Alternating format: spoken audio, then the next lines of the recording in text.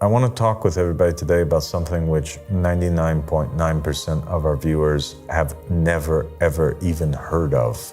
And that is that there actually exists 2 entire surahs that were written and preserved that are not placed in the current Quran, but narrations state that these surahs were from the Quran.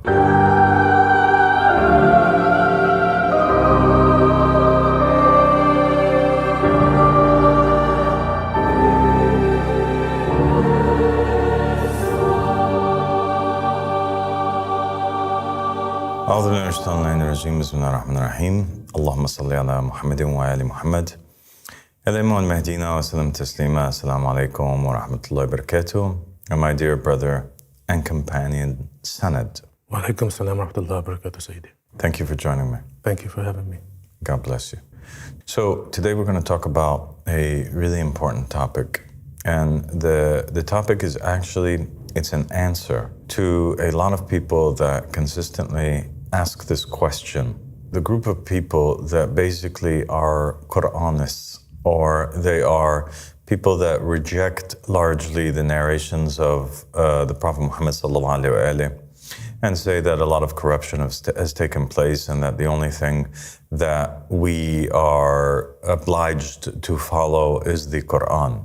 You know, so they basically take the same stance as Umar ibn al-Khattab did on the night of or a few nights before the passing of the Prophet Muhammad sallallahu alaihi wasallam, when they were all gathered at his deathbed, and he asked the Muslims to gather for him a piece of paper and a pen in order that he may write down something, right? A narration of his words, that if they would follow it, the nation would never go astray. He was interrupted rudely by one of the companions, and that one was Umar ibn al-Khattab. He was identified as Umar in other narrations.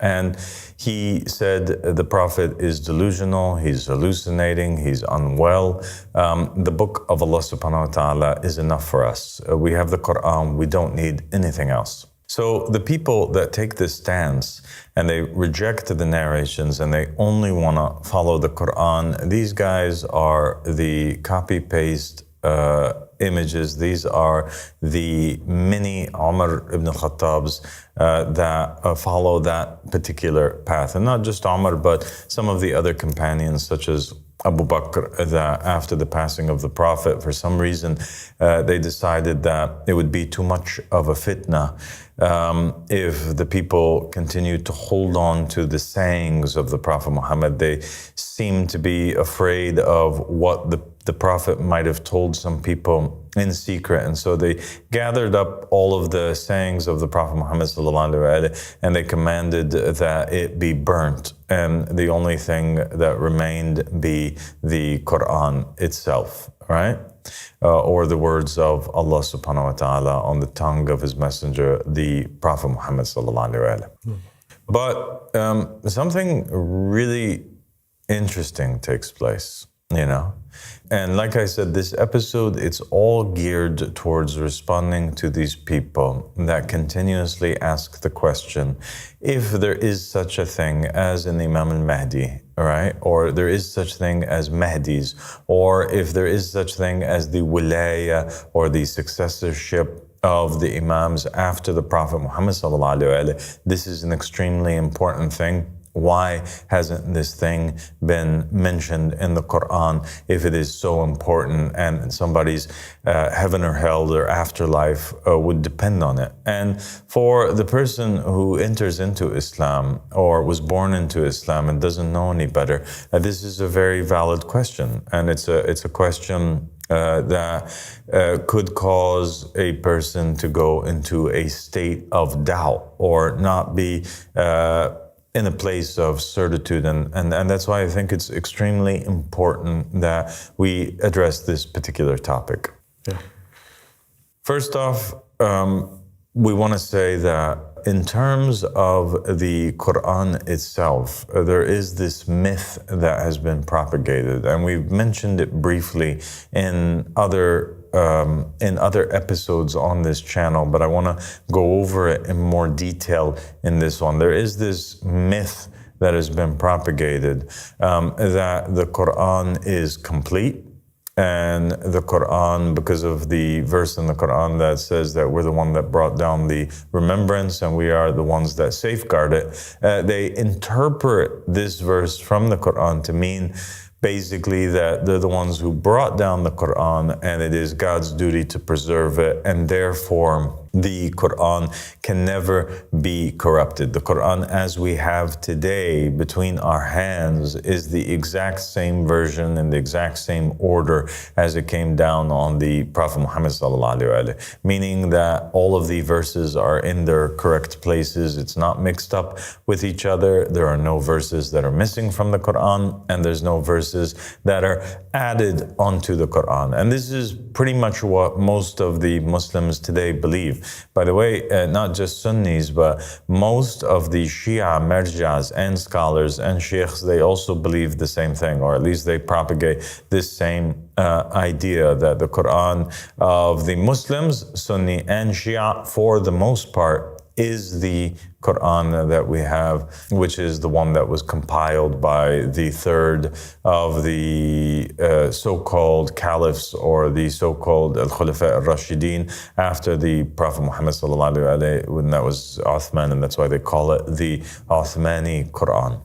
This narrative that they have completely goes against the ahadith, the narrations, and the view that the Khulafa themselves held, and the companions that were living in the time of the Prophet and the Holy Prophet sallallahu alaihi wasallam's household themselves. All of them, the guided imams and the family members of the Prophet, and those who usurped, right, and are considered to be the rightly guided caliphs of Sunni Islam, Abu Bakr, Umar, Uthman, and all of the remaining companions at that time and the generations that succeeded after that, they totally and utterly believed the Quran to be an incomplete book, that a lot of corruption had infiltrated into it, right? And that its form right now was not the same form that it was in the time of the Prophet Muhammad sallallahu alaihi wasallam. And the reason why we know this is because of the evidence that was left behind.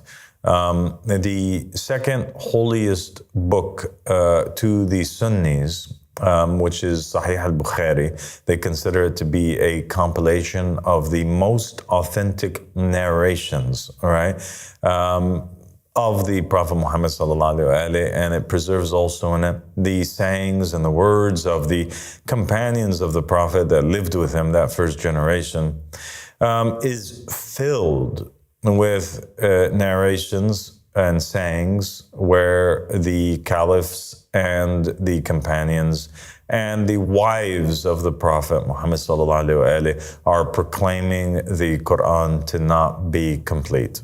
You have also in the Shia sources narrations on the tongues of each and every one of the imams from the Ahlul Bayt alayhim salam that succeed the Prophet Muhammad, all the way up to the 12th Imam, Imam al-Mahdi alayhi salam, all the imams between those two, proclaiming that the Quran that we have is not in its current form, and that there's another Quran that was preserved, and that the meaning of the verse itself, or the meaning that God would safeguard the Quran, is explained in another verse where it says, وَكُلَّ شَيْءٍ أَحْصَيْنَاهُ فِي إِمَامٍ مُبِينٍ, and everything we have safeguarded in a clear imam. So the Quran is safeguarded according to the household of the Prophet Muhammad, but it's not safeguarded in paper, right, on a written form, in a written form as a book. It is safeguarded in the heart,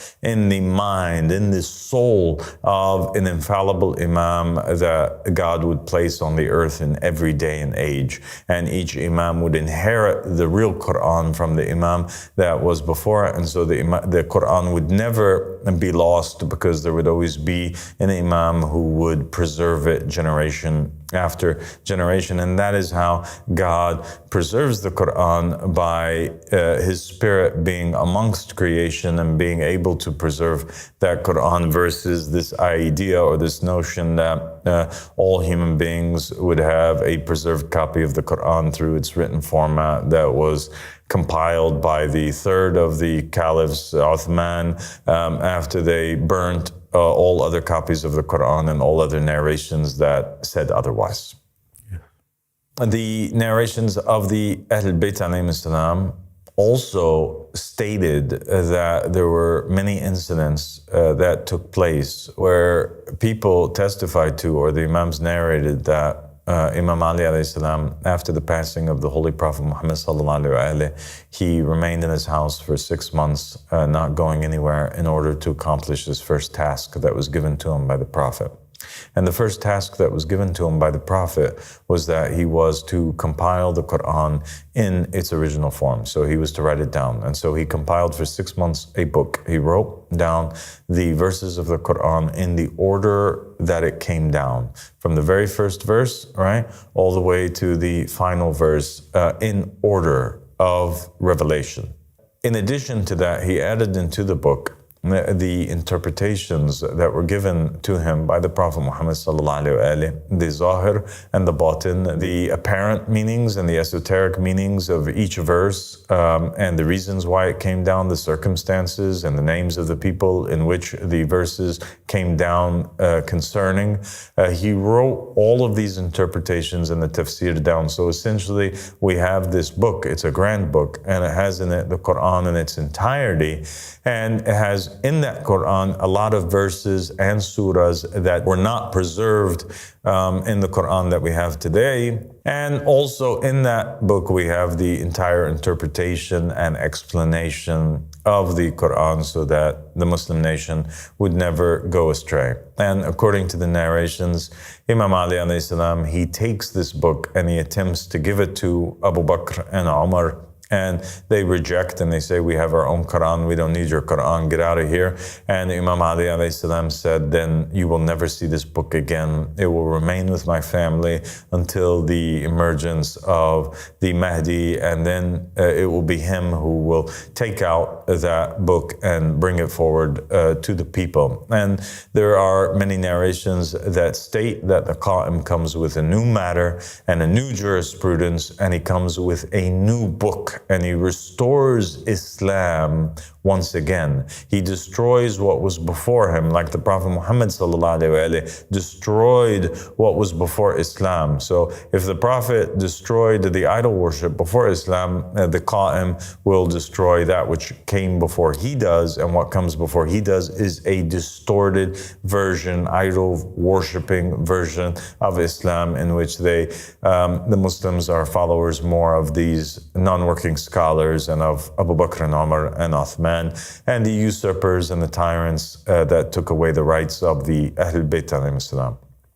The narrations continue, and they state that he comes with a new book, and they say that he comes and basically his companions will be setting up tents in the middle of Kufa.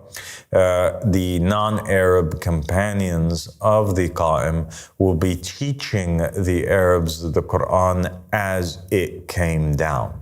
And so here in this narration, we have an indication, an implication, a very clear one, that is stating that the Quran that the people have now is not the true one, and that the true one will come down, or it's not in its true form, there's something wrong with it, and that as it came down, the Quran as it came down will be revealed by the companions who will accept the Qaim, who most of them are non-Arabs, and most of them, it's easy for them to accept a different version of the Quran, as to where the people whom are Arabs that grew up on Islam will find it very difficult. And that's why the the narrations state that the matter of the Qaim is something which is very hard, especially upon the Arabs and especially upon the Persians, and that there are very few of the Arabs that are with them, and narrations that state that his first enemies are the Arabs. So he doesn't have any clearer enemies than the Arabs and the Persians. It's because they're the ones that have a vested interest in the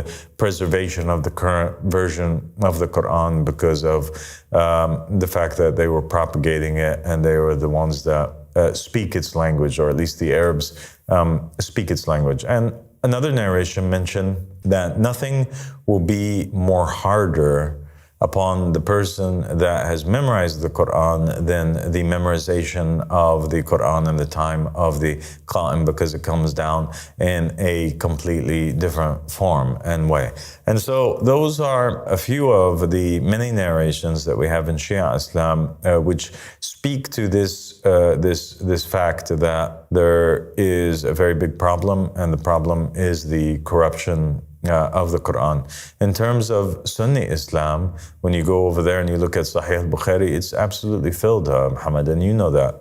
It's filled with narration after narration after narration, in which the companions are stating that the Quran as it is not complete. You have, for example, Umar ibn Khattab himself, who was responsible for a lot of the burnings of the different versions of the Quran. It seems like he burned versions of the Quran that contained verses that he was attached to, you know?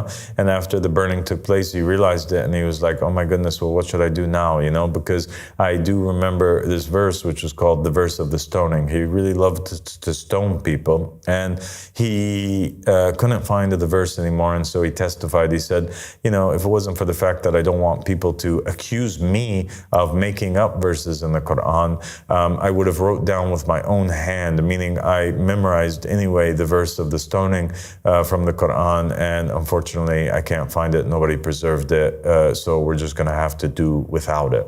Other companions said, in these Sunni narrations, they say nobody should say that they have memorized the entire Quran. Rather say that you've memorized what has survived from the Quran, because much of the Quran has been lost. Other narrations have companions in there in which they state that there were entire surahs from the Quran that were deleted, that weren't preserved in this new version that they have. Other companions mentioned that there were particular surahs in the Quran that were the size of even Surah Al-Bara'ah, you know, which was over 100 verses that were lost, or that there were other surahs that were 2 to 3 times the size that they currently are, but a more condensed version. That's all that survived with the preservation of the Quran. Narrations indicate on both sides, Sunni and Shia Islam, that 2/3 of the original Quran is lost, is gone, and that only we have one surviving third of the Quran that is mismatched and placed in a different order, and that words were confused in there. And you have narrations on the Sunni side in which you'll have companions saying, for example, they want me to read this verse in this way, you know, but the way that I remember it is this way, you know. I remember that they said, وَاللَّيْلِ إِذَا يَخْشَى وَالنَّهَارِ إِذَا تَجَلَّى وَالذَّكَرِ وَالْأُنْثَى. But they want me to recite it in a different way, and they'll argue with one another about particular verses and particular surahs in this way. And you have in Shia sources tons of hadiths that basically have the imams saying, don't recite the verse in this way. This is the way that the verse came down. You have Aisha, the very wife of the Prophet Muhammad proclaiming that there were parts of the Quran, verses of the Quran that was written and it was hidden underneath the bed, and it was eaten by a chicken or eaten by a goat, and that it was lost in that way. There were conversations in which she talked about verses that pertained to breastfeeding the adult, and that these verses verses were changed or were taken out of the Quran or condensed, mismatched, misplaced. And so you have a consensus by the family of the Prophet. And also, I wrote about this in The Goal of the Wise, and people can look at it and read about it in more details. They have to do is go to our website and go to the library section, and you can download and read The Goal of the Wise for free, or you can order a physical copy of it. And when you go to the chapter of the corruption of the Quran, I've placed in there a lot of explanation and evidence to the fact that there even exists today different versions of the Quran that are being sold actually in the Muslim world, and that if you go online, you can order these different versions of the Quran, and you can do a side-by-side comparison of them for your own self to verify that even today there's different versions of the Quran. So we're not even talking about something in the past, but nonetheless there's this consensus between the family of the Prophet, between the Prophet's companions, between his wives, between the caliphs, and between the people that came hundreds of years later, right? Decades and decades later, like, for example, the author of Sahih al-Bukhari and the author of Sahih Muslim, and these narration books, these were written hundreds of years later after the Prophet Muhammad sallallahu alaihi wasallam, or over 100 years later, and they contain inside of it all of these narrations, which means that the person who preserved it and verified them to be authentic narrations believes in them and adopts these views, meaning that many generations after the Prophet Muhammad sallallahu alaihi wasallam, the Muslims were united in the fact that the Quran, which is currently with them, is not the true Quran, it's a different Quran. Yes. Such a very important fact that you have proven very clearly, and it's quite and leaves no excuse to the people today to deny that the entire generation that was contemporary to the revelation of Quran and the people who have supposedly related today, they all agree that it wasn't the version that Muhammad and the Ahlul Bayt had. So we have here, I'm going to just point out a few parts of from the Goal of the Wise, a few narrations here that we have. For example, in Sahih Muslim, we have a narration in which Abu Musa al-Ash'ari states that we used to recite a surah which resembled in length and severity Surah al-Bara'ah. And I have, however, forgotten it with the exception of this which I remember out of it. If there were two valleys full of riches for the son of Adam, he would long for a third valley, and nothing would fill the stomach of the son of Adam but dust. Isn't that incredible? Indeed. In Sahih Muslim, you have one of the companions reciting. How precious is this? How precious is this if we are looking upon a verse of the Quran that is not in the current Quran, that nobody's reciting anymore. And we're lucky enough to have that. Here we have that in Sahih Muslim. We have this verse that they're saying was left out. He also said, we used to recite a surah which is similar to one of the musabbahat, and I no longer remember it, but this much I have indeed preserved. And he gives us another verse that's not in the Quran that we currently have. O you who truly believe, why do you preach that which you do not practice? And it also said, that is inscribed on your necks as a witness, and you will be examined about it on the day of resurrection. Subhanallah. Other companions, they proclaimed in Al-Itqani fil Ulum, another famous book which was written by Al-Suyuti. It says in there that other companions claimed that 2/3 of Surah Al-Ahzab went missing. The narration states, what is the extent of Surah Al-Ahzab? And then the companion states 72 or 73 verses.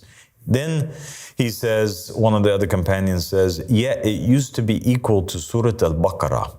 And in it, we recited the verse of stoning. Wow. What is the verse of stoning? He replied, and then he recites the verse. He says, the fornicators among the married men, as-sheikh, and married women, as-sheikha, stone them as an exemplary punishment from Allah, and Allah is mighty and wise. So this seems to be the verse that Umar ibn al-Khattab was claiming was missing. They found it, he recited it, they preserved it in these outside sources from outside the Quran. So the Muslims themselves, they're stating that the Quran is corrupt. And actually they have these verses, kind of a lot of them, some of them, here and there in these different books. And Aisha, here's the narration. She says, no doubt the verse of stoning and the breastfeeding of adults by 10 sucklings was revealed, and it was on a paper below my bedding. When the Prophet, peace and blessings be upon him, and his family died, and we were busy, a goat entered and ate it. So she's basically saying that there's a different part of the law. Okay? Yes. Just like Umar ibn Khattab said.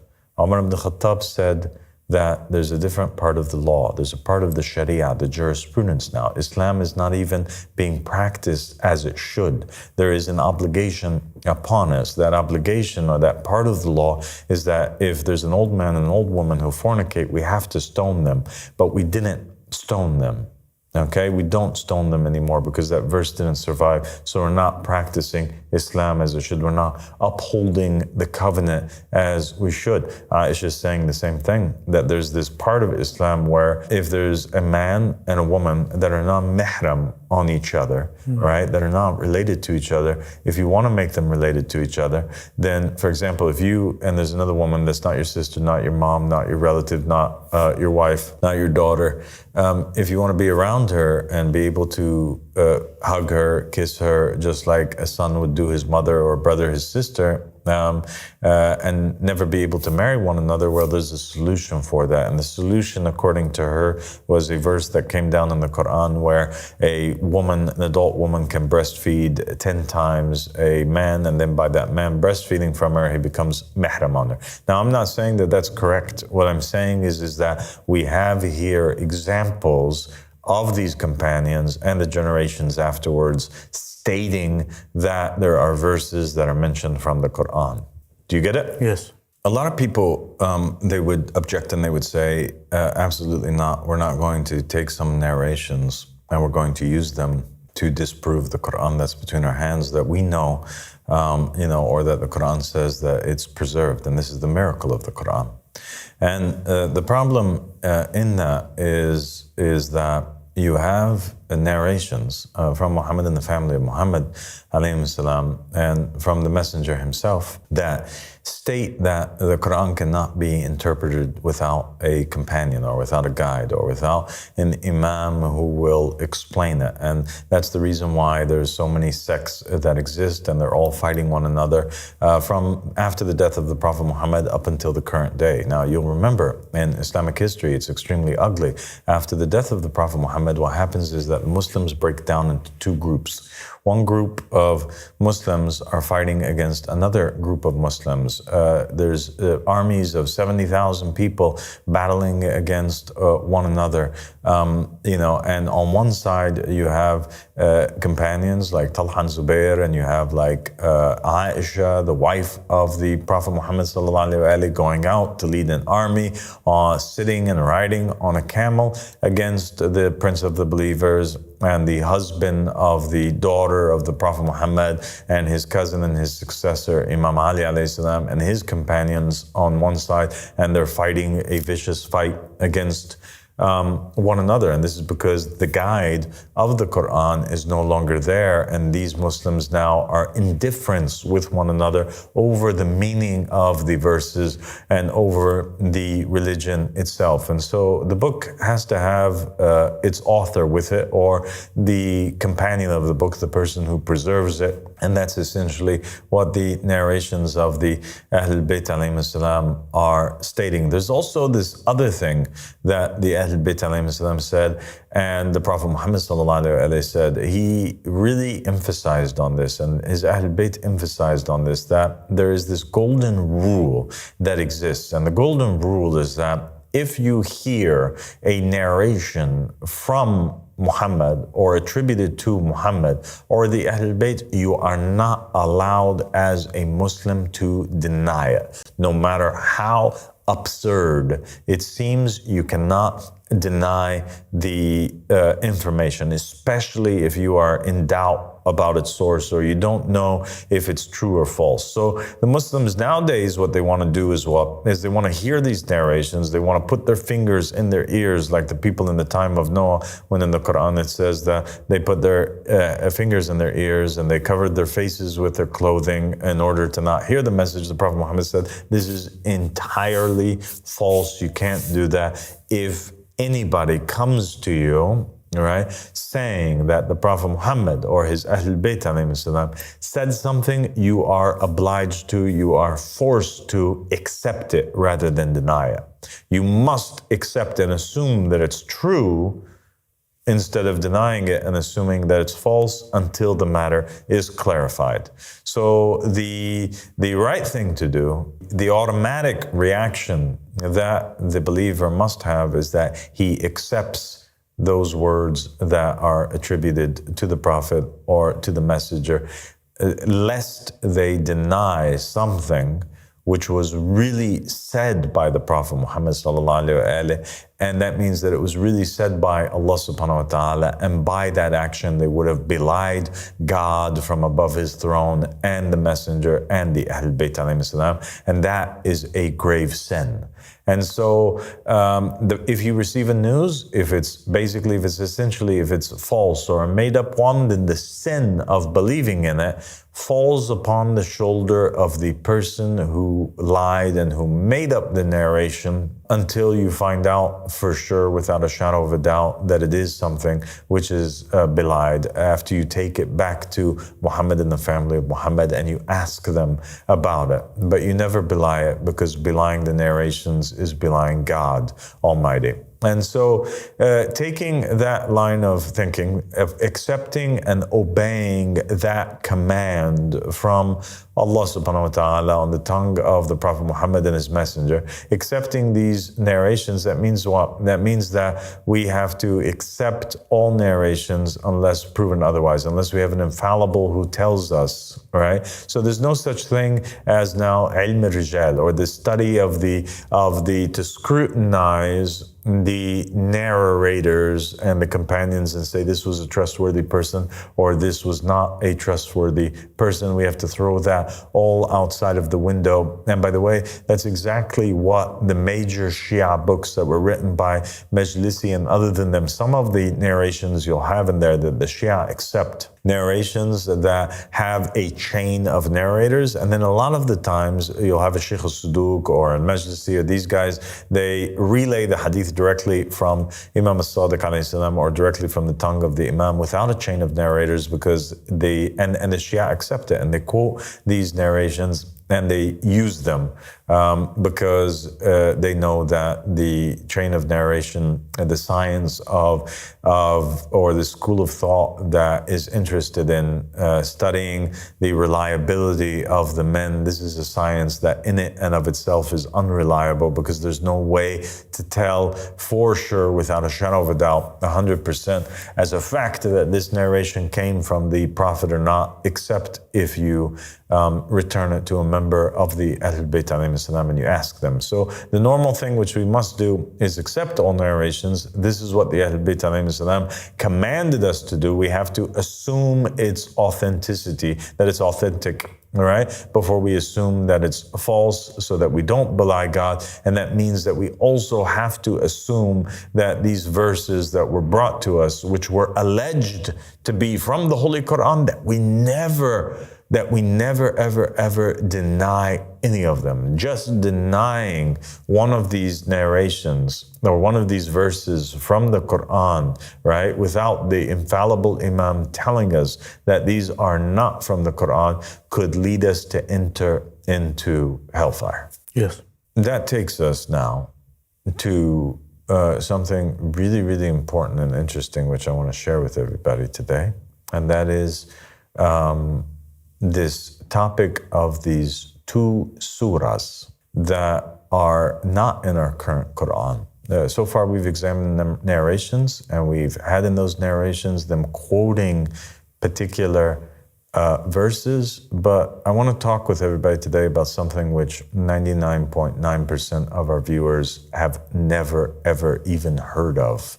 And that is that there actually exists two entire surahs that were written and preserved that are not placed in the current Quran, but narrations state that these surahs were from the Quran.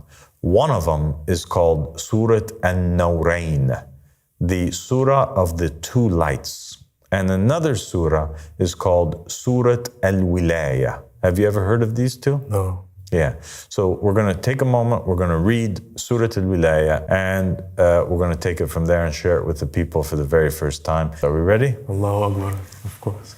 Bismillah al-Wahid al-Qahar.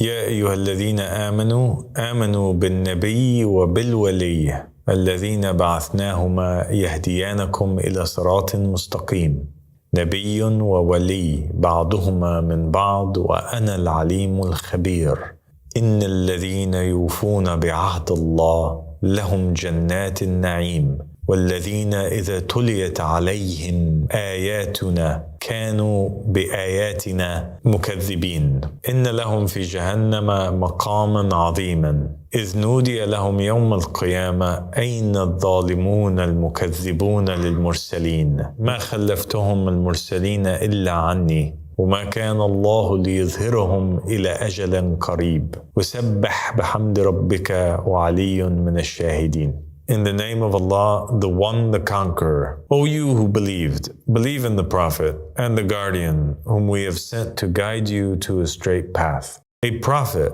and a Guardian, each from the other, and I am the All-Knowing, the All-Aware. Indeed, those who fulfill their covenant with Allah will have gardens of bliss, and those who, when our verses are recited to them, disbelieve in our verses, indeed for them in hell is a great place. When it is proclaimed to them on the day of resurrection, where are the wrongdoers who denied the messengers? I did not appoint the messengers as successors except by my command, and Allah would not make them apparent until a near term. And glorify your Lord with praise, and Ali is among the witnesses. As far as this surah, that's the surah of the Wilaya, that is allegedly 7 verses, there are narrations that have been preserved, actually, that state that it's longer than that. And this particular surah is significant because of its contents, and you'll understand why. So in this narration, it's a narration from Jabir Jafi, and it's available on some manuscripts that were handwritten. And this narration itself, it states that Jabir Jafi basically says that he asks Imam al-Baqir from him his light about the Quran. And he asks him the very question which we posed at the very beginning of this episode, which is, why is not the Imams, the Mahdi, the names of the Ahlul Bayt alayhim salam in the Quran if they're so important, right? And that's something that we hear a lot from Sunnis, and certainly we also hear from other people from other sects and other religions. Yes. Oh, Jabir, would he mention the spider and the mosquito and the flies and the lice and not mention our names, the Ahlul Bayt? Verily, they, meaning the enemies of the Ahlul Bayt, deleted these names of ours from the Quran in hatred of Ali and Fatima. Jabir said, oh, my master, can you show me the place of that in his book? And so he said, in a surah that they have deleted, and in verses that they have corrupted. And what I shall give you, hold tight to it, or else they shall cut off your hands and your legs from the opposite sides. Know, Jabir, that it is Surah أنزلناها وفرضناها وأنزلنا فيها آيات بينات لعلكم تذكرون. A surah which we brought down and we made it obligatory, and we brought down in it verses that are clear in order that you may remember. And then he recites the following surah, which is the surah of the wilaya, but with an extension. So the surah of the wilaya, it's 7 verses, and it's available out there, and this is with an extension to it. It says, بسم الله الواحد القهار يا أيها الذين آمنوا بالنبي والولي الذين بعثناهما يهديانكم إلى صراط مستقيم نبي وولي بعضهما من بعض وأنا العليم الخبير إن الذين يوفون بعهد الله لهم جنات النعيم فالذين إذا تليت عليهم آياتنا كانوا بآياتنا مكذبين إن لهم في جهنم مقام عظيم نودي لهم يوم القيامة أين الضالون المكذبون للمرسلين ما خلفهم المرسلين إلا بالحق. So it's a little bit different than the other one.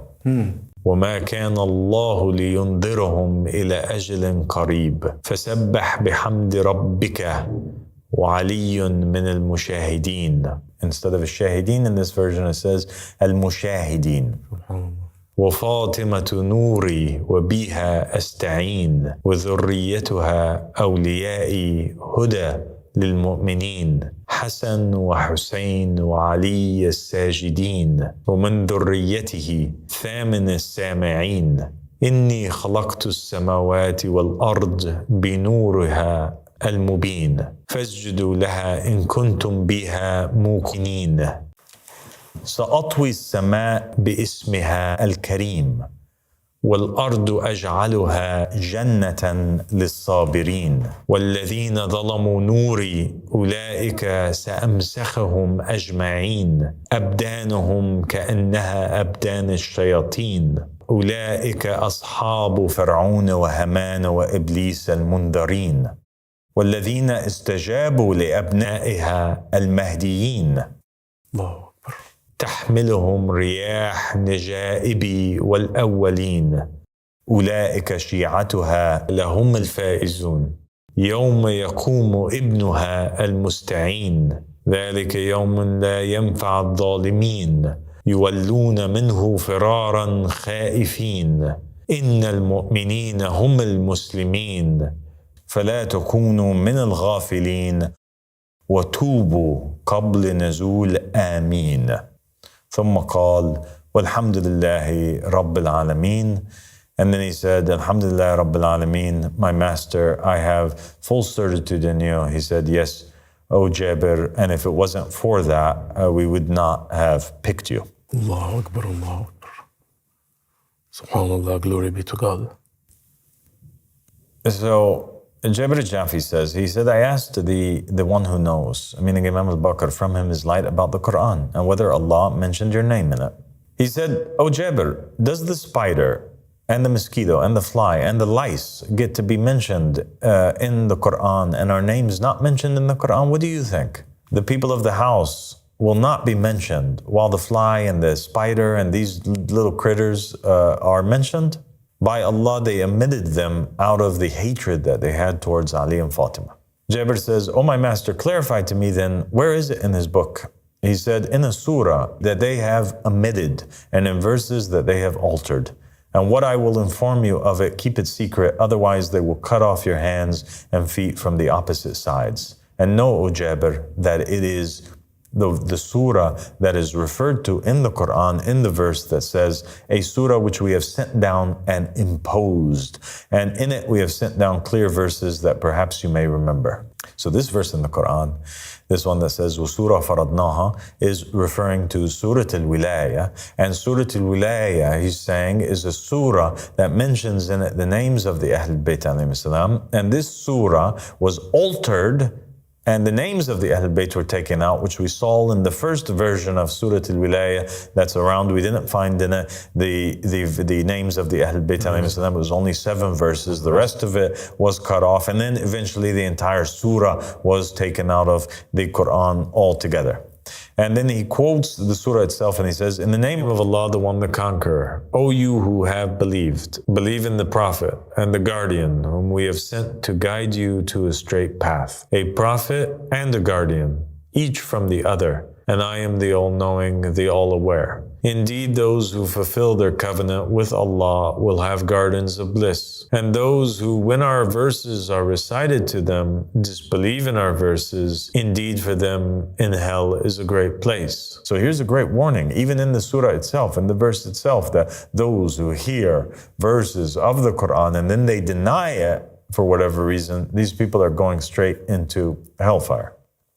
Yes. When it is proclaimed to them on the day of resurrection, where are the misguided ones who denied the messengers? He did not appoint the messengers as successors except with the truth, and Allah would not grant them respite until a near term. So glorify the praises of your Lord, and Ali is amongst those who watch, and Fatima is my light, and through her I seek assistance, and her offspring are my guardians. Guidance for the believers, Hassan and Hussein, and Ali the prostrators, and from his offspring the 8th of the listeners. So obviously there's a play on words. Ali as-Sajjad is mentioned in there, wa Ali min as-Sajidin, right? Yes. That means that they're all prostrators, but it's a specific one because Ali, son of al-Hussein, his nickname was as-Sajjad, or the prostrator. I created the heavens and the earth by her clear light, so prostrate to her if you have certitude in her. I will fold the heavens by her noble name, and the earth I will make it a paradise for the patient. And those who have wronged my light, meaning Fatima and her Ahlul Bayt, her children and her husband, those I will put into maskh, as if their bodies are like the bodies of the devils. Those are the companions of Pharaoh, Haman, and Iblis, the ones who have been granted respite. And those who responded to her sons, the guided ones, the Mahdis. All right, so now it's referring to the 12 Mahdis that come after the 12 Imams. You have in the surah, it mentioning in there by name Ali and Fatima and Al-Hassan and Al-Hussein and Ali Zayn al-Abidin or Ali Sajjad, and then the 8 from her sons, which are the remaining 8 Imams that lead to Imam al-Mahdi alayhi salam. And then you have a reference to the Mahdis. Who are the Mahdis? They will be carried by the winds of my chosen, and the first ones. Those are her followers, Shia, and they will be the victorious ones, the ones who support the Mahdis. On the day when her son, the one who relies on God, will rise. And so that's a reference to the Qaim. That is a day when the wrongdoers will not benefit. They will flee from him in fear. Indeed, the believers are the Muslims, so do not be among the heedless and repent before the descent of Ameen. SubhanAllah. Incredible. It is incredible, isn't it? Incredible. So we'll leave that for food for thought for the people, and inshallah we'll meet together in another episode. And alhamdulillah rabbil alameen, and sallallahu ala Muhammadin wa ali Muhammad, wa al-Mahdina wa sallam taslima.